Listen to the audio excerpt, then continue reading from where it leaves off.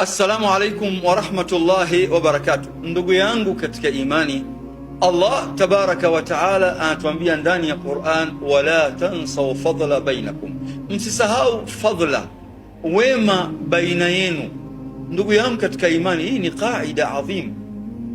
Allah anatufundisha hasa katika misingi ya ndoa baina ya mke na mume, kwamba yale ambayo mloishi baina ya wewe na mke wako, wewe na mume wako, msisahau ule wema ambao mmeufanyiana. Sikwambii wema wa miaka 5 6, la, hata ule wema wa siku moja umeishi baina yako na mke wako.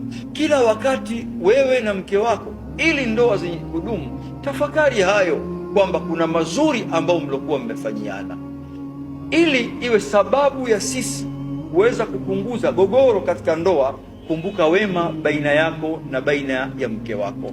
Mara nyingi ndugu zangu katika imani, tunapokuwa tunaishi kisha tusipokumbuka wema ambao watu wamefanyiana baina ya mke na mume, kupelekea migogoro iliyokuwa mingi na pengine kupelekea talaka, watu kuja kuachana. Kuna maneno mazuri ambao wewe Muislamu nataka nikunukulie ya mwanachuoni Muhammad ibn Saleh Uthaymeen rahmatullah alayhi. Kama utayashikilia vizuri kati yako na mke wako, basi bila shaka huenda ndoa zikawa zenye kudumu na talaka zikapungua katika jamii.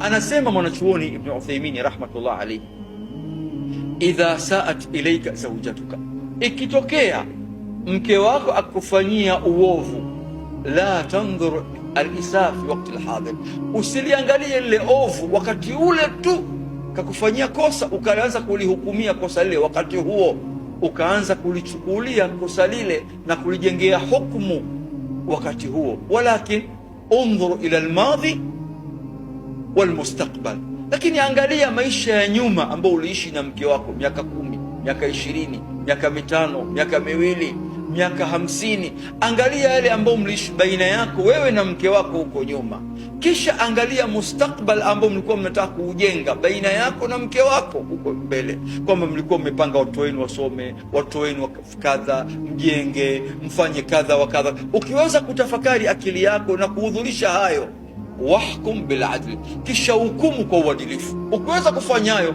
hukumu kwa uadilifu. Ikipelekea hayo, bila shaka insha Allah ndoa zetu zitaweza kudumu kwa msaada wake Allah tabaraka wa taala. Wassalamu alaikum wa rahmatullahi wa barakatuh.